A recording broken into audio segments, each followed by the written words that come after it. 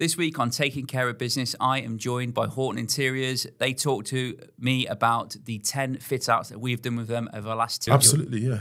We're doing one of the, I think, most prestigious projects at the moment. And some of the ideas that's happening right now in commercial space and things that you need to look out for in the future. I think we've seen people get a bit more creative with warehouses, haven't we? And what may happen with commercial prices over the next couple of years. Hopefully, within 12 months, 2 years, you can see there's new developments. Make sure you listen out, Taking Care of Business, joined by myself and Abdul and Doug from Horton Interiors.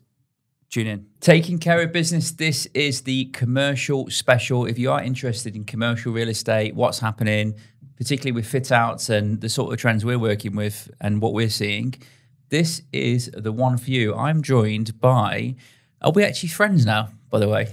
I think family. Friends and family. So we've got two special guests. We have got Horton Tech, who are our preferred fit-out company of choice for the last 10 years and 10 projects. I've got the main man, CEO, chairman. What's your role now in the business? I think most recently we told someone I was the driver. Oh my God. Technically retired. Yeah, technically retired. No. So tell us a little bit about yourself. Abdul, obviously. So Betraoui came to Dubai in 2011. Yeah. Set up Horton Interiors. Yeah. Painted Lewis's villa. That's how it started, didn't it? Wow, okay. Yeah. It started off with your maintenance department. So you wriggled your way in with Lewis, you've done a painting there, and then all of a sudden we had a conversation about all of our other offices. Oh, no, but then you came and we painted your apartment in downtown. I do remember that. Right? That was a long, long time ago. That was a while back, that's more than 10 years ago. So you're the beauty of Horton Interiors, Horton Tech, and we've got the brains here. Absolutely. Yeah. Absolutely. So Doug is you read the MD of Horton Interiors, aren't you? Yeah. So I've been with Horton for about 4.5 years.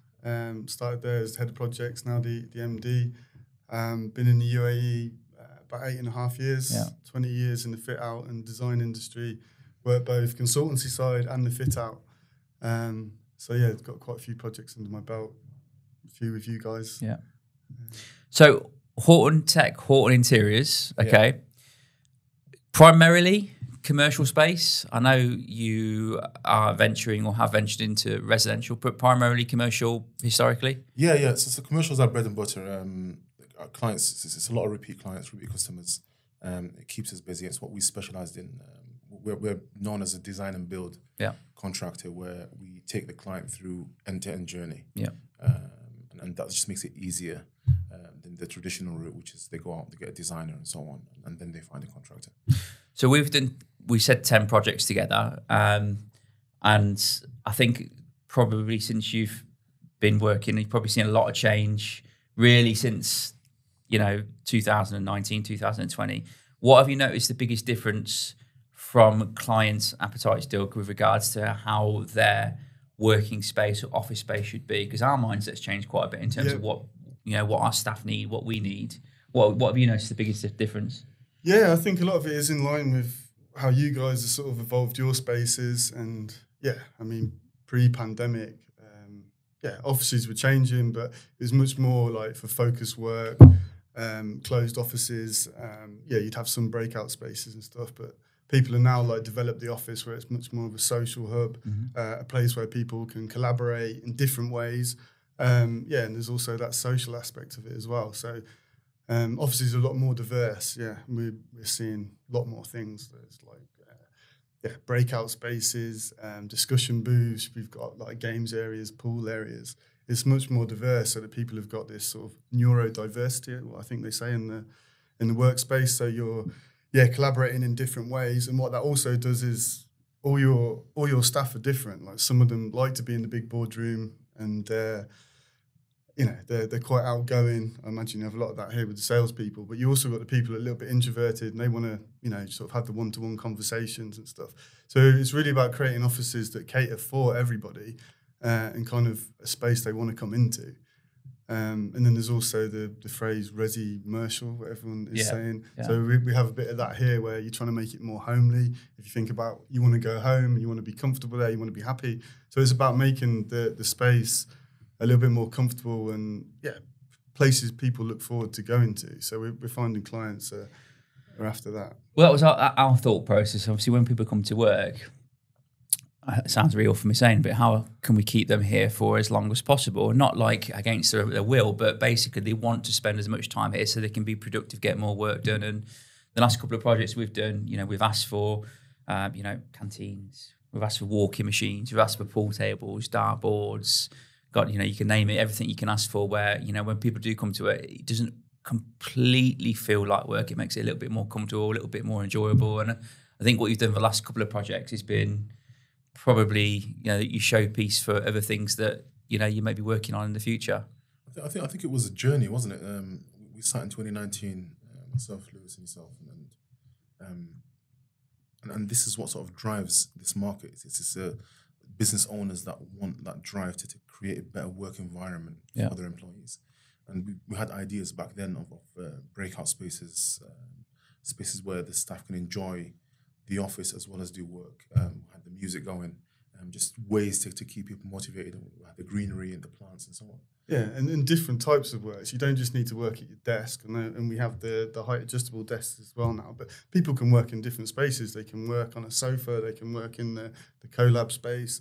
So it's given that variety. And as you said, people are here for long hours, especially in Dubai. I think people generally sort of work longer days. You want to keep them here, and you want them to be comfortable and efficient. So yeah, I think that's why it's important to have this variation here. So what you're seeing in the commercial market, because you guys probably get called in at the stage of either negotiating, so someone's found somewhere to rent or buy, maybe at the stage of negotiating, but maybe when a deal is done. Like, talk us a little bit through what goes into that, because it's not just a case of, I like this, this, and this, and this. Can you go and make me it? It's quite detailed, and it's certainly been a lot more thorough the last couple I've done with Doug. Yeah, it's been. Well, look, I'm not a designer. Yeah. I learned that when Doug came on board, he made sure I knew that I'm not a designer. And I think you can see the difference of when I was running the business. He basically said to you, you can drive, you stick to that. I mean, that's what it ended up. And respect to this gentleman here. And he's brought his expertise on board. So how does it work then? So I've found a new property today. Like, what happens from like the first conversation to then saying, right, we're ready to start work? Yeah, well, I guess we'd have initial conversation, try and understand as much as we can about your business, your operations, obviously how many people you have, and how you think they want to use the office space. And we'll have a discussion about that. Maybe send out some questionnaires if we can to some people in the company, and then we'll go away. We'll come up with some ideas, do some test bits and some floor plans, and come back with some initial ideas that we'd come back to you with. And then you can give your feedback if you're happy with the layout, the circulation, the different type of spaces. And then we start talking about the look and feel and the functionality of the space. And then, upon your approval, and maybe there's a bit of backwards and forwards with that, is then we'll go ahead and we'll do the full design and do the full visuals, walkthrough, and so you can see a fully completed space before we then get into the commercials and the agreement and the program for the project.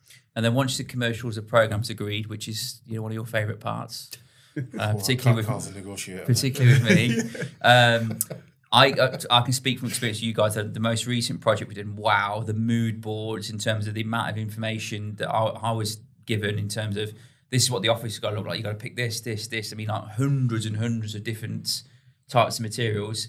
That in itself is a logistical nightmare. Yes, and particularly, I think the last 3-4 years where Dubai has been on fire, isn't it, for everyone? There's been a huge demand for office space. We've seen rental prices and sale prices jump dramatically. They aren't actively building lots of new commercial spaces. So with lots of people taking space, which has increased prices, means it's probably been a lot of fit outs. With a lot of fit outs, it probably means that manpower has been sparse. It's been quite spread out. Tell us a little bit about some of the challenges you've had there, where you're kind of juggling people to actually come and work on site, and what you've seen there recently, certainly in the last couple of years. I think it's just about making yourself a contractor that people want to work with. Whether it comes to paying your subcontractors on time, your suppliers on time, and building a relationship. The main thing is bringing people to the table. Just how you have a partnership with a client, and you bring them through the journey. You bring your stakeholders, your subcontract partners, your suppliers through a similar journey, and just becomes about who they want to prioritize working with. So in the last couple of years, we've built some really good relationships with some of our contractors. You've seen we've used the same glazing guys, the same mechanical, electrical guys, and so on, just to achieve a certain level of finishing. For context, just so I don't know this, but I can probably have a good guess. Our project was 14,000 square feet, 13,800 square feet, this floor. How many different subcontractors were used during the whole cycle? Because from a juggling aspect, like, wow. How many do you think? I think just talking about the different finishes, never mind different subcontractors. Yeah. We had how many the finishes was well over 100 finishes. Yeah, so 100 different finishes, and the coordinate of different levels of flooring and so on. I'd say probably anywhere between 50 to 70 different suppliers and contractors. Really? So you're juggling all of that. Yeah. Lots of different conversations, different speeds of when things are being done. Yeah, exactly. And then there's problems, elsewhere in the world that is causing some logistical issues with getting materials delivered here and stuff. So yeah, there's a lot of plates to be spinning. I think just getting the furniture in with the normal route, having to go through Saudi and around Saudi and to Dubai. Now it has to go through around South Africa, right? Just the way of what's happening in the world affects everything. So are you saying then really your time frame of when you're planning a project with a client, you're kind of adding a little bit more time on managing expectations, because maybe 5 years ago, 6 years, you could turn a project in 3 months, depending on the size, but now things out of your control could be a bit longer. I'd say add anywhere between 30 to 60 days more. Yeah. Purely because of availability. Even we've seen the crisis with the containers and shipments and everything taking 3 times longer and 3 times as expensive. Yeah. The backlog itself, someone says that they need 18 months just to cover the backlog of what needs to be shipped globally. Wow. So trying to bring stuff into here has been absolutely crazy. But the alternative is we saw a lot of homegrown brands. Yeah. A lot of things are being manufactured in the UAE right now. So we had furniture suppliers just come out of nowhere, carpet suppliers, a lot more glass contractors, installers, and so on. So there's pros and cons, and Dubai has become I think the standard of quality for the region as well.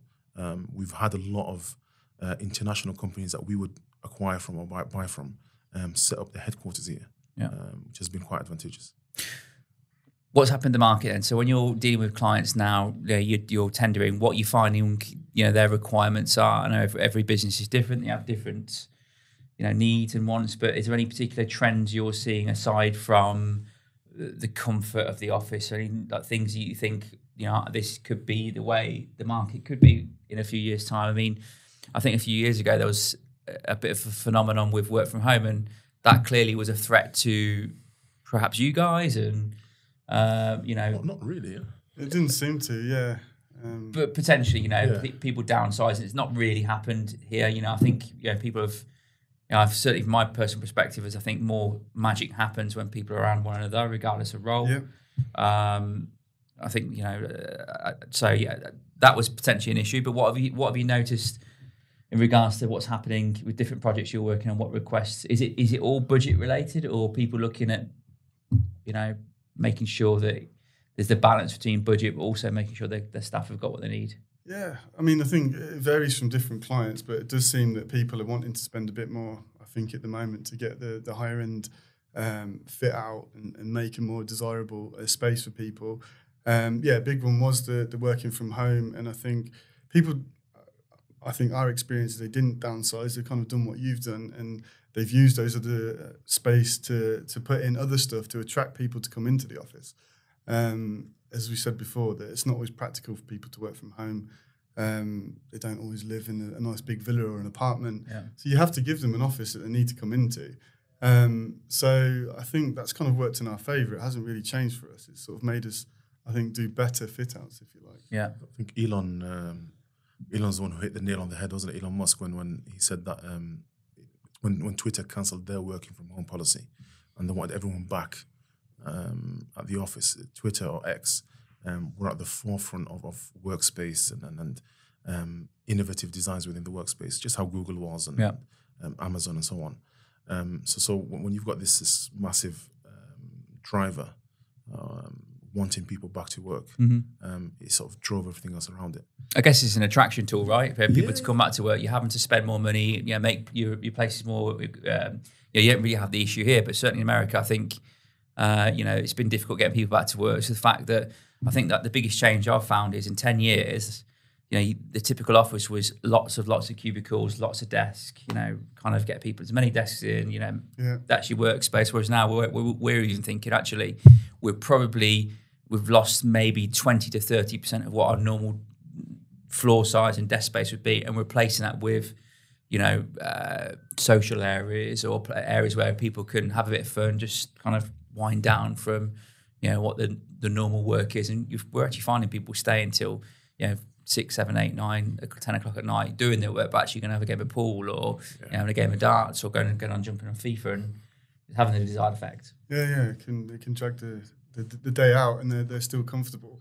And I think it's important as well that a lot of people are coming over to Dubai to work, and if you come into a new city, particularly Dubai, because most people come from another country, it's sort of where your social network starts as well. So I think it's very important that your employer and your office sort of helps with that and helps you build your network and your friends' network when you first come to a country. So rather than just coming and sitting at your desk for 8 hours and then heading home, you've got that kind of environment that's good for people to come to.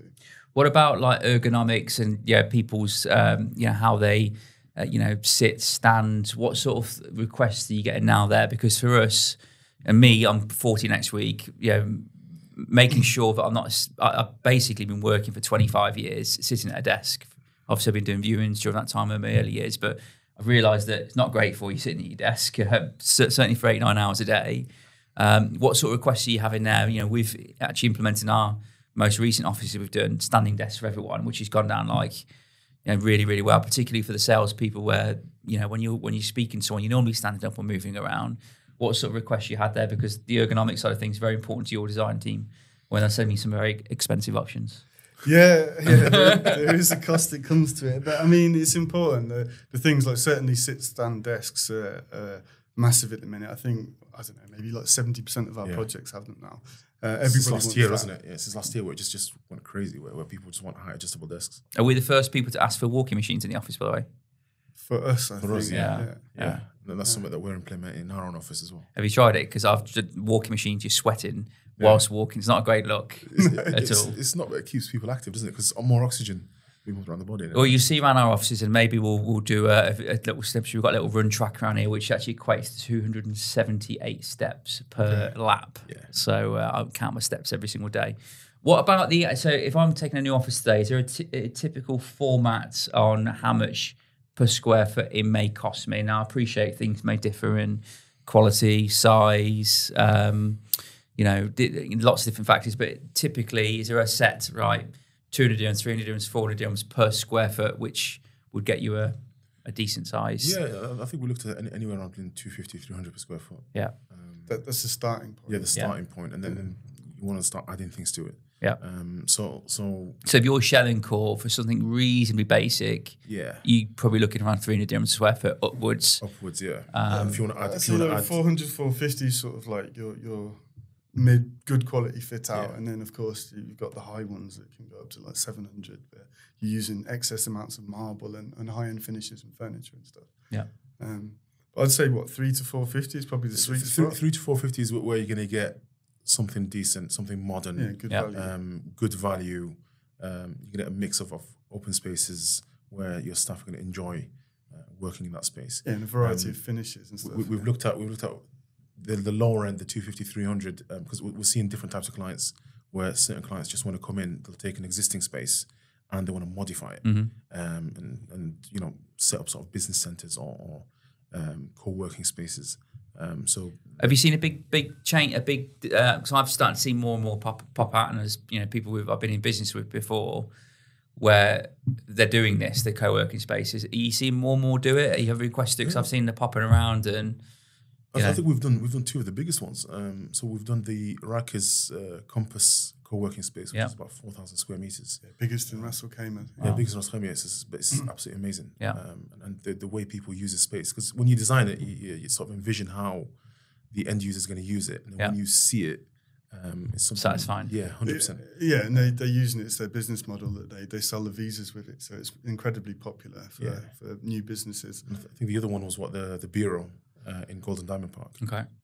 First female focused. Yeah. Really? Yeah. So They're really popular. Yeah. Women trying to coming back to work after having a baby, or whoever's business owners, just in general. So the two business owners, Nikita and Ria, fantastic ideas, and the way they've implemented it, the way it looks, the way it feels, and the way it caters to even, I think, everyone.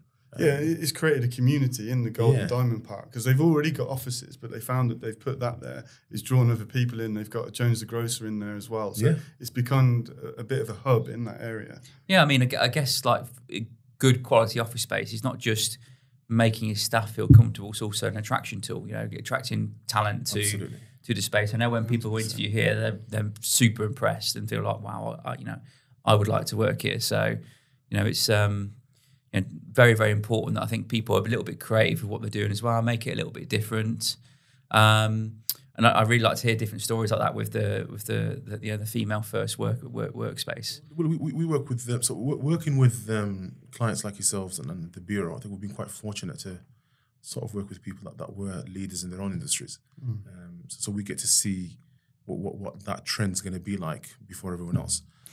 So just how Allsopp has sort of gone ahead before everyone and set up this style of living, really, isn't it? And it's crazy because the amount of people that I've seen since we've done this copy, take different ideas. I just think, wow, imitation is the best form of flattery. Yeah, it's flattery, What are some basically tips you can give to someone? Because if someone sets a business up here or gets even revamps their existing premises, you've done it a lot. You've learned from mistakes. We've learned from our mistakes also. What are some tips that you could perhaps give to someone to say, do this to not ensure you're not paying out too much money, or you're changing your mind midway through the project? I'm sure you've had people do that as well.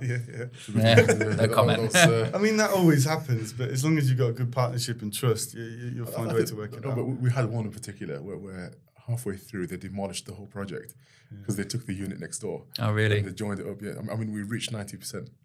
God! And this is a situation where money wasn't an issue, though. Yeah. And the client just like, no, we've taken another unit, and we're going to crack on. So what advice would you give to someone that's listening, maybe looking at taking office space, refurbing what they've got? What mistakes can they avoid making?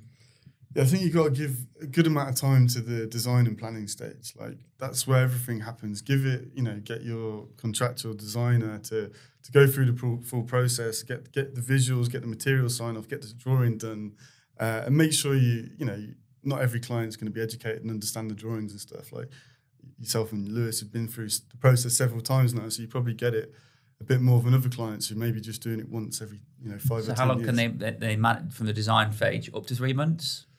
I don't think it needs as long as that. I think, especially if you're doing a design and build like this, I'd say 6 weeks is a fair. We can do it in less, but I'm saying if you've got the time, it's worth spending that and getting it agreed, and then getting the cost agreed against it, and then you can sort of move ahead with fewer changes, if you like, rather than just throwing yourself into it and then changes here, changes there, and the specifications and materials that want to change. Yeah, it becomes difficult. I mentioned, and go back to the question about what other things you could do. I mean, time's a big thing for me. So we've got 6 weeks to design. The fit at the approval stage is huge, right? Depending on the developer or the building management, it's not straightforward. Yeah, getting approvals. It's not. It's one of the sort of sticking points in Dubai, I think, is getting approvals from your landlords and from like DCD and stuff as well. It is a process.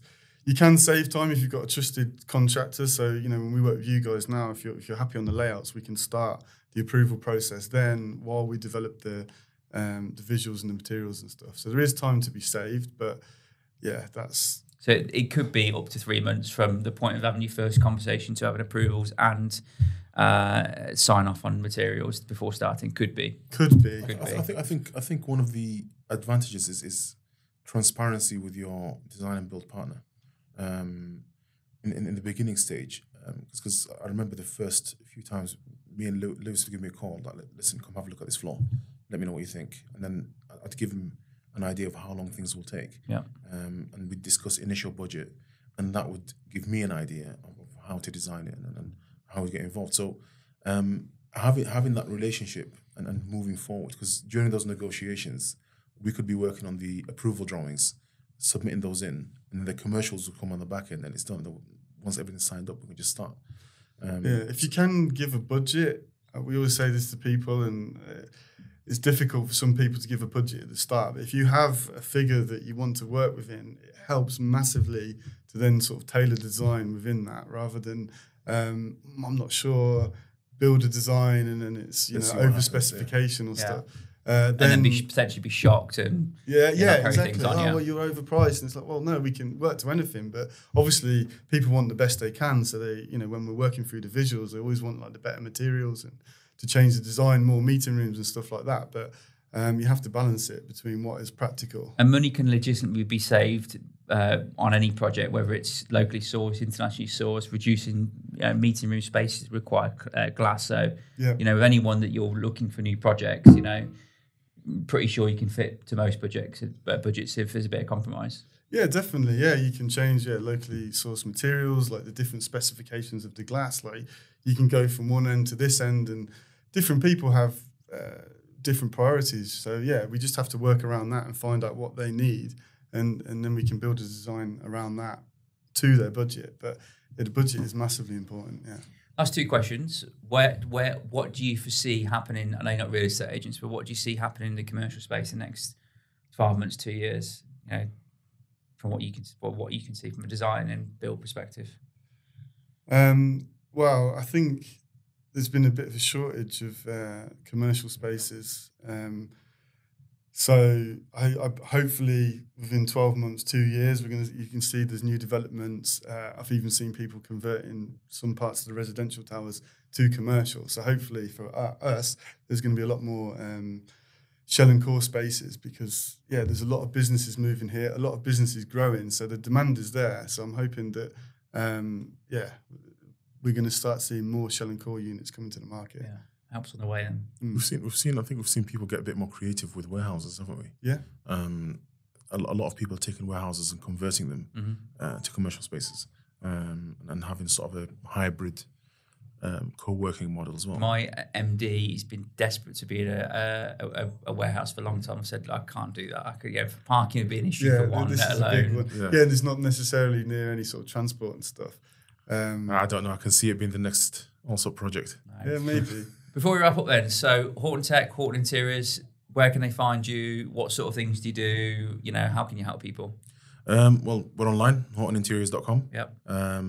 We are available to help out people and take them through the journey of design and build from initial consultation stage, helping people figure out the type of space they need and what size office space they need based on the amount of people that fit it in. We'll take them through the design journey and the contracting journey, and try and minimise costing. We can even give budgetary costs as well if people are like looking at a unit and they're like, I'm not sure what it's going to cost for the fit out.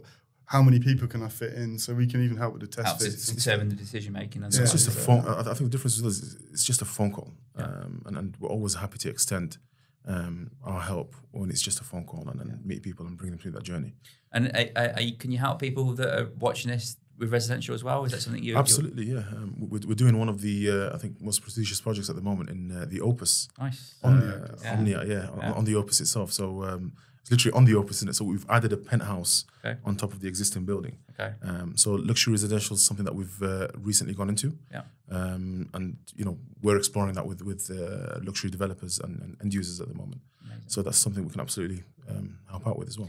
Well, anyone watching this podcast will hopefully know that there's a huge opportunity for improving existing homes, obviously office space, an amazing opportunity to even invest, improve and resell. And we've already had offers on our units already for a lot more money than what we paid for with the fit out. So it's a compliment to you guys, which is incredible. We've done 10 projects with Horton Tech. That should be a testimony in itself. Anyone that wants to reach out to these guys, they're fantastic, straight talking, and we'll eventually get the job done to the highest spec. So definitely reach out to these guys. We'll include their socials and websites and below on the videos. This is Taking Care of Business. This is Abdul, the main man. This is Doug. Cheers, guys. Thank you.